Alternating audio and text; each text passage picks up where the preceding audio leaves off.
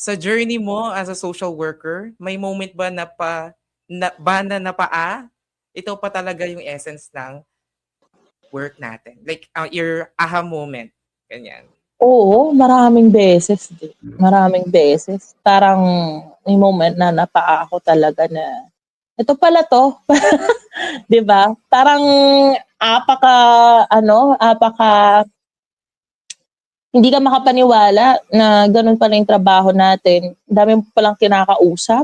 Parang hindi mo kumbaga hindi mo ma-imagine na sa trabaho, ibang-iba sa classroom. Parang ang dami mong kakausapin, ang dami mong iisipin.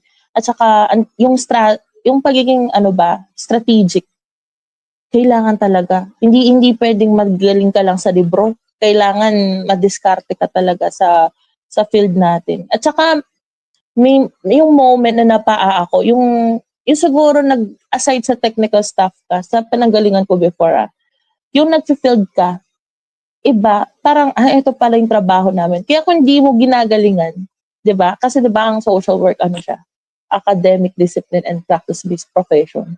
So, it's a combination of that two. So, basically, kung hindi rin naman maganda yung pagpaplano mo, paano ka sa implementation?